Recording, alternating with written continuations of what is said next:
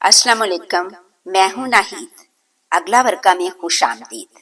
नाजरीन, मुंशी प्रेमचंद का अफसाना कफन उर्दू और हिंदी फिक्शन की तारीख में एक संगे मील की हैसियत रखता है, जो हकीकत निगारी की आखिरी हदों को छूता नजर आता है।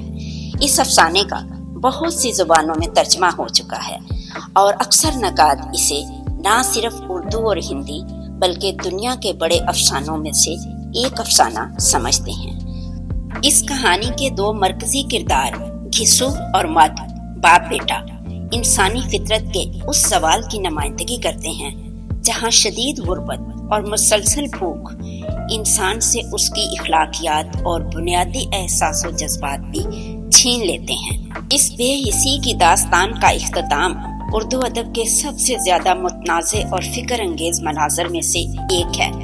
कफन के लिए जमा किए गए पैसों से शराब खाने में दावत उड़ाना और फिर रक्स करना एक तरह का जाहलाना ही सही मगर बागियाना जश्न है, और यह मंजर जाहिर करता है कि जिंदगी के तलख हकाइक के सामने कफन जैसी रस्म की क्या अहमियत है।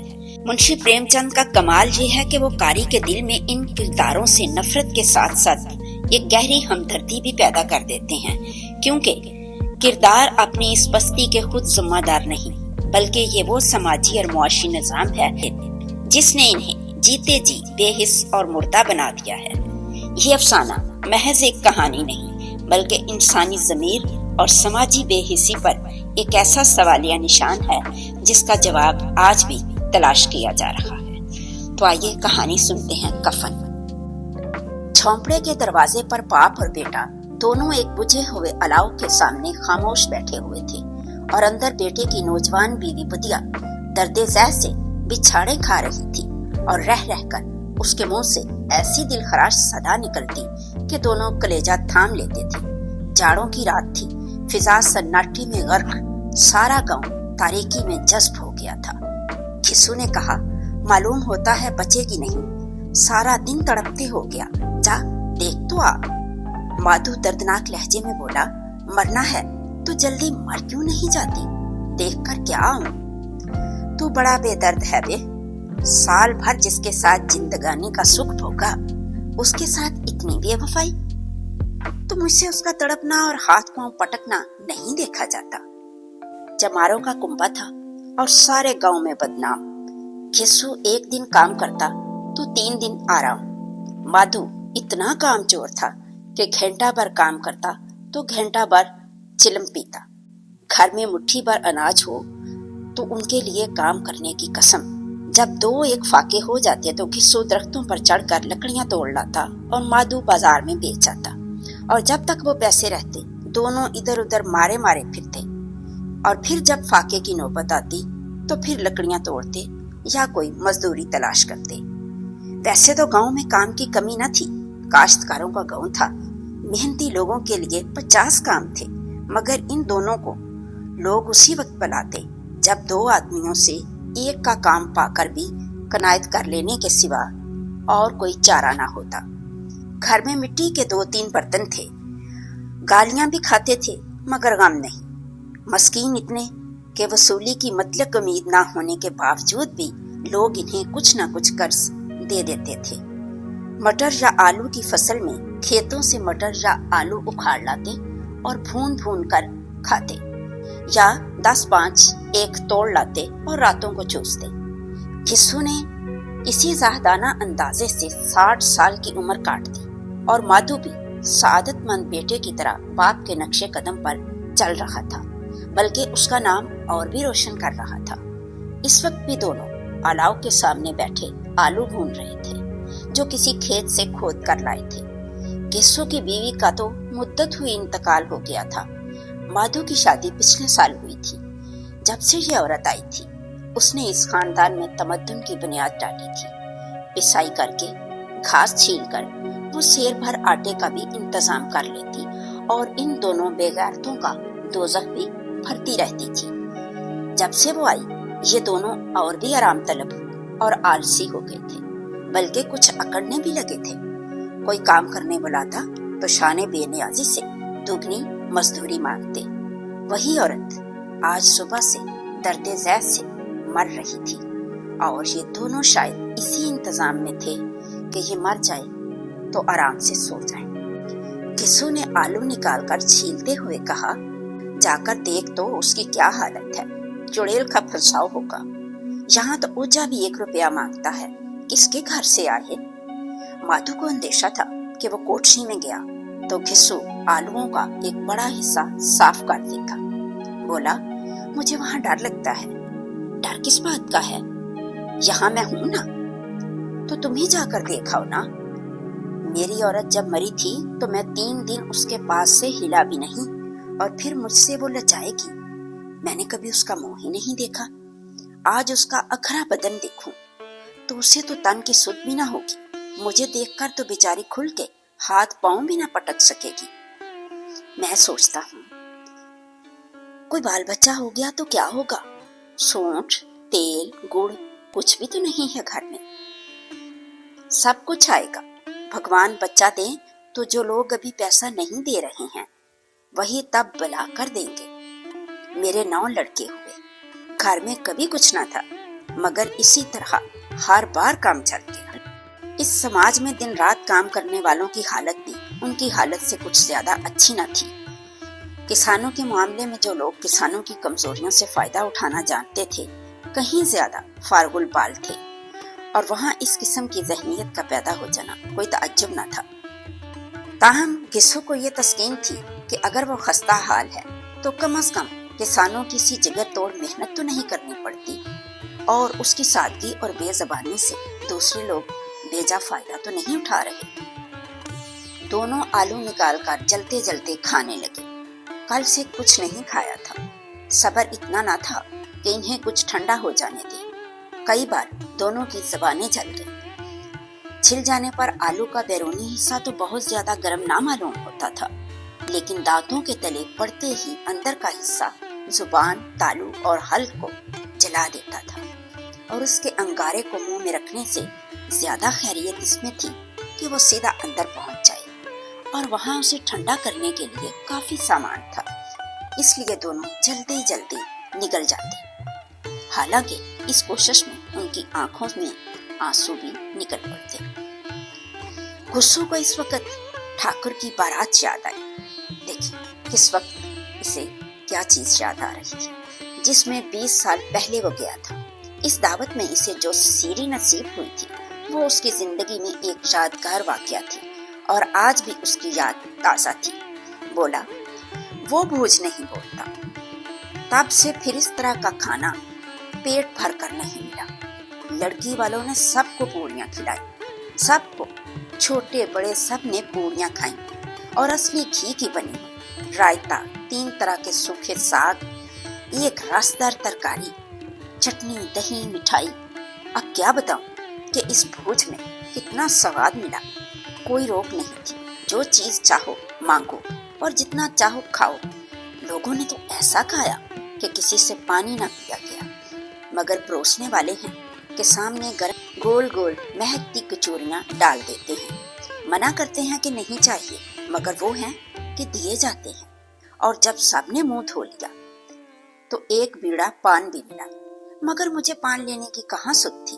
खड़ा ना हुआ जाता था। चटपट जाकर अपने कंबल पर लेट गया। ऐसा दरिया दिल था वो ठाकुर। माधु ने इन तकल्लुफात का मजा लेते हुए कहा, अब हमें कोई ऐसा भोज तो खिलाता। अब कोई क्या खिलाएगा, वो जमाना दूसरा था। अब तो सबको कफायत सूझती है। शादी ब्याह में मत खर्च करो, करिया कर्म में मत खर्च करो। पूछो गरीबों का माल बटोर बटोर के कहाँ रखोगे। मगर बटोरने में तो कोई कमी नहीं, हाँ खर्च में कफायत सूझती है। तुमने 1-20 पूड़ियां तो खाई होंगी, 20 से ज्यादा खाई थी। मैं होता तो 50 खा जाता। 50 से कम मैंने भी ना खाई होंगी। अच्छा पट्टा था तो उसका आधा भी नहीं। आलू खाकर दोनों ने पानी पिया, और वहीं अलाव के सामने अपनी धोतियां ओढ़कर पांव पेट में डाले सो रहे थे, जैसे बड़े बड़े अजदहे कुंडलियां मारे पड़े हों, और बुधिया अभी तक कर्रा रही थी। सुबह को माधु ने कोठरी में जाकर देखा तो उसकी बीवी ठंडी हो गई थी। उसके मुंह पर मक्खियां भनक रही थीं। पथराई हुई आंखें ऊपर टंगी हुई थी। सारा जिस्म खाक में लथपथ था और उसके पेट में बच्चा मर गया था। माधु भागा हुआ गस्सू के पास आया और दोनों फिर जोर जोर से हाय हाय करने लगे और छाती पीटने लगे। पड़ोस वालों ने ये आहोजारी सुनी तो दौड़ते हुए आई और रस्म कदीम के मुताबिक गमज़दों की तशफ़ी करने लगे। मगर ज्यादा रोने धोने का मौका न था। कफन की और लकड़ी की फिक्र करनी थी। घर में तो पैसा इस तरह गायब था जैसे चील के घोंसले में मांस। बाप बेटा रोते हुए गांव के जिम्मेदार के पास गए। वो इन दोनों की सूरत से नफरत करता था। कई बार ये जिम्मेदार लोग इन्हें पीट चुके थे, चोरी की इल्लत में, वादा पर काम ना करने की इल्लत में। जिम्मेदार ने पूछा, क्या है बे किस्सू, रोता क्यों है? अब तो तेरी सूरत ही नजर नहीं आती। खिस्सू ने जमीन पर सर रखकर आंखों में आंसू भरते हुए कहा, सरकार बड़ी विपत में हूँ। माधु की घरवाली रात गुजर गई। दिन भर तड़पती रही। आधी रात तक हम दोनों उसके सरहाने बैठे रहे।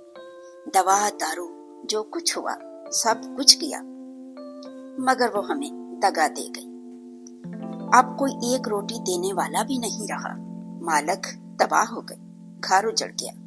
आपका गुलाम हूँ। अब आपके सिवा इसकी मिट्टी कौन पार लगाएगा? हमारे हाथ में तो जो कुछ था वो सब दवा दारू में उठ गया। सरकार ही की दिया होगी तो उसकी मट्टी उठेगी। आपके सिवा और किसके दर पर जाऊं? जिम्मेदार साहब रहम दिल आदमी थे, मगर खिस्सू पर रहम करना काले कंबल पर रंग चढ़ाना था। जी में तो आया कहते कि चल दूर हो यहाँ से, लाश घर में रख, सड़ा यूं तो बुलाने से भी नहीं आता। आज गरज पड़ी तो आकर खुशामद कर रहा है। हराम खोर कहीं का बदमाश। मगर यह गुस्सा या इंतकाम का मौका नहीं था। तौहन व करहन 2 रुपये निकाल कर फेंक दिए, मगर तशफ़ी का एक जुमला भी मुंह से ना निकाला। इसकी तरफ तका भी नहीं, गोया सर का बोझ उतार दिया हो जिम्मेदार साहब ने। जब जिम्मेदार साहब ने 2 रुपये दिए तो गांव के बनिए महाजनों को इनकार की जरूरत क्यों कर होती। खिस्सू जिम्मेदार के नाम का ढंढोरा पीटता रहा। किसी ने 2 आने दिए, किसी ने 4 आने, और 1 घंटे में खिस्सू के पास 5 रुपए की माकूल रकम जमा हो गई। किसी ने गल्ला दिया, किसी ने लकड़ी, और दोपहर को खिस्सू और माधु बाजार से कफन लेने चल पड़े। इधर लोग बांस काटने लगे। गांव की रकीबुल कल्ब औरतें आ आकर लाश देखती और उसकी बेबसी पर 2 बूंद आंसू गिराकर चली जाती। लकड़ी तो इसे जलाने भर को मिल गई है, क्यों माधु? माधु बोला, हाँ लकड़ी तो बहुत है, अब कफन चाहिए। तो कोई हल्का सा कफन ले ले। हाँ और क्या, लाश उठते उठते रात हो जाएगी। रात को कफन कौन देखता है? कैसा बुरा रवाज है कि जिसे जीते जी कान ढांपने को चीथड़ा भी ना मिले, उसे मरने पर नया कफन चाहिए। कफन लाश के साथ जल ही तो जाता है, और क्या रखा है। यही 5 रुपया मिलते तो कुछ दवा दारू कर लेते। दोनों एक दूसरे का दिल का माजरा मानवी तौर पर समझ रहे थे, और नाजरीन आप भी समझ रहे होंगे कि दोनों के दिल में क्या था। बाजार में इधर उधर घूमते रहे, यहाँ तक कि शाम हो गई। दोनों इत्तफाक से या उम्दन एक शराब खाने के सामने आ पहुंचे और गोया किसी तयशुदा फैसले के मुताबिक अंदर गए, और जरा देर तक दोनों तजब्जुब की हालत में खड़े रहे। फिर खिस्सू ने 1 बोतल शराब ली और दोनों बरामदे में बैठकर पीने लगे।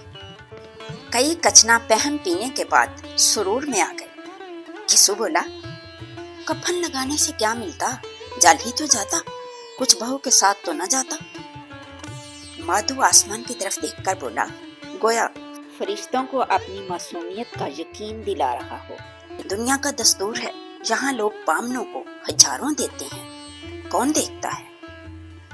बड़े आदमियों के पास धन है, फूंके, हमारे पास फूंकने को क्या है। लेकिन लोगों کو کیا جواب دیں گے؟ لوگ پوچھیں گے نہیں کہ کفن کہاں گیا؟ گھسو ہنسا۔ کہہ دیں گے کہ روپیہ کمر سے کھسک گیا، بہت ڈھونڈے نہیں ملے پیسے۔ مادھو بھی ہنسا، اس غیر متوقع خوش نصیبی پر بولا، بڑی اچھی تھی بیچاری، مری بھی تو خود ہمیں کھلا پلا کر آدھی بوتل سے زیادہ ختم ہو گئی۔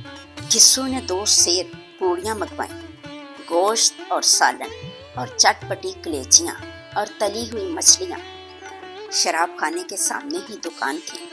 مادھو لپک کر ساری چیزیں لے آئی۔ پورے 1.5 روپیہ خرچ ہو گیا، صرف تھوڑے سے پیسے بچ رہے تھے۔ دونوں اس وقت اس شان سے بیٹھے پوڑیاں کھا رہے تھے جیسے جنگل میں کوئی شیر اپنا شکار اڑا رہا۔ نہ جواب دہی کا خوف تھا، نہ بدنامی کا فکر۔ ذوف کے ان مراحل کو انہوں نے بہت پہلے طے کر لیا تھا۔ گھسو فلسفیانہ انداز میں بولا، ہماری آنتا پرسن ہو رہی ہے تو کیا اسے پن نہ ملے گا؟ مادھو نے تصدیق کی، ضرور سے ضرور ملے گا۔ بھگوان تم انترجامی ہو، سب کچھ جانتے ہو۔ اسے بیکنٹھ لے جانا یعنی جنت لے جانا۔ ہم دونوں ہردے سے اسے دعا دے رہے ہیں، دل سے دعا دے رہے ہیں۔ آج جو بھوجن ملا وہ کبھی عمر بھر نہ ملا۔ ایک لمحہ کے بعد مادھو کے دل میں تشویش پیدا ہوئی۔ کیوں دادا؟ ہم لوگ بھی تو ایک نہ ایک دن وہیں جائیں گے نا؟ گھسو نے اس طفلانہ سوال کا جواب نہ دیا۔ مادھو کی طرف پرملامت انداز میں دیکھا۔ جو وہاں ہم لوگوں سے پوچھے گی کہ تم نے ہمیں کفن کیوں نہ دیا تو ہم کیا کہیں گے؟ کہیں گے تمہارا سر؟ پوچھے گی تو ضرور۔ تو کیسے جانتا ہے کہ اسے کفن نہ ملے گا؟ تو مجھے ایسا گدھا سمجھتا ہے؟ میں 60 سال سے دنیا میں گھاس کھودتا رہا ہوں۔ اس کو کفن ملے گا اور اس سے بہت اچھا ملے گا جو ہم اسے دیتے۔ مادھو کو یقین نہ آیا، بولا، کون دے گا؟ روپے تو تم نے چٹ کر دیے۔ گھسو تیز ہو گیا۔ میں کہتا ہوں اسے کفن ملے گا تو مانتا کیوں نہیں؟ کون دے گا بتاتے کیوں نہیں؟ وہی لوگ دیں گے جنہوں نے اب کے دیا۔ ہاں، وہ روپیہ ہمارے ہاتھ نہ آئیں گے، اور اگر کسی طرح آ جائیں گے تو پھر ہم اسی طرح یہاں بیٹھے دوبارہ پئیں گے اور کفن تیسری بار ملے گا۔ ناظرین، یہ وہ گتھی ہے جو گھسو نے سلجھا دی۔ کسی بھی ایمرجنسی کی صورت میں اور پاورز غریب ملکوں کو کپڑا یا اناج کی صورت میں مدد کرتے ہیں، پیسہ نہیں دیتے، کیونکہ یقینی بات ہوتی ہے کہ یہ پیسہ غریبوں تک نہیں پہنچے گا۔ جو اندھیرا پڑتا تھا اور ستاروں کی چمک تیز ہوتی تھی، مے خانے کی رونق بھی بڑھتی جاتی۔ کوئی گانا گاتا، کوئی لہکتا، کوئی اپنے رفیق کے ساتھ لپٹ جاتا، کوئی دوست کے منہ سے ساغر لگا دیتا۔ وہاں کی فضا میں سرور تھا، ہوا میں نشہ۔ یہاں آئے تھے صرف خود فراموشی کا مزہ لینے کے لیے۔ شراب سے زیادہ یہاں کی ہوا سے مسرور ہوتے تھے۔ زیست کی بلا یہاں کھینچ لاتی تھی اور کچھ دیر کے لیے وہ بھول جاتے تھے کہ وہ زندہ ہیں یا مردہ ہیں یا زندہ درگور ہیں۔ اور یہ دونوں باپ بیٹے اب بھی مزہ لے لے کر چسکیاں لے رہے تھے۔ سب کی نگاہیں ان کی طرف جمی ہوئی تھی۔ کتنے خوش نصیب ہیں یہ دونوں۔ پوری بوتل درمیان میں ہے۔ کھانے سے فارغ ہو کر مادھو نے بچی ہوئی پوریوں کا پتل اٹھا کر ایک بھکاری کو دے دیا جو کھڑا ان کی طرف لالچ بھری نگاہوں سے دیکھ رہا تھا۔ اور یوں مادھو نے پینے کے غرور، ولولہ اور مسرت کا اپنی زندگی میں پہلی بار احساس کیا۔ گھسو نے کہا، لے جا، خوب کھا اور آشیرواد دے۔ جس کی کمائی تھی وہ تو مر گئی، مگر تیرا آشیرواد اسے ضرور پہنچے گا۔ روئیں روئیں سے آشیرواد دے، بڑی گاڑی کمائی کے پیسے تھے۔ مادھو نے پھر آسمان کی طرف دیکھ کر کہا، وینکٹ میں جائے گی دادا، وینکٹ میں جائے گی، رانی بنے گی وہاں۔ گھسو کھڑا ہو گیا، جیسے مسرت کی لہروں میں تیرتا ہوا بولا، ہاں بیٹا، وینکٹ میں جائے گی۔ کسی کو ستایا نہیں، کسی کو دبایا نہیں، مرتے وقت ہماری زندگی کی سب سے بڑی لالسا پوری کر گئی۔ وہ نہ وینکٹ میں جائے گی تو کیا یہ موٹے موٹے لوگ جائیں گے جو غریبوں کو دونوں ہاتھوں سے لوٹتے ہیں اور اپنے باپ کو دھونے کے لیے گنگا بھی لے جاتے ہیں और मंदिर में जल चढ़ाते हैं। खुश तकादी का रंग बदला, तलव्वन नशे की खासियत है। यास और गम का दौर शुरू हुआ।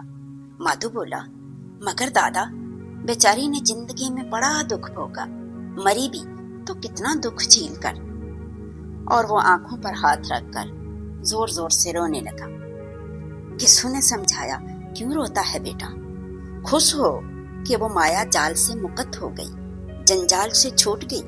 बड़ी भागवान थी जो इतनी जल्दी माया मोह के बंधन तोड़ दिए। वो दोनों वहीं खड़े होकर गाने लगे। ठगनी क्यों नैना झमकावे, ठगनी क्यों नैना झमकावे। सारा मैखाना महवे तमाशा था। ये दुनिया महखाना है।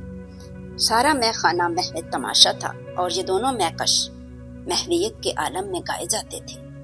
फिर दोनों नाचने लगे, उछले भी, कूदे भी, गिरे भी, मटके भी, भाव भी बताए और आखिर नशा से बदमस्त होकर वहीं जमीन पर गिर पड़े।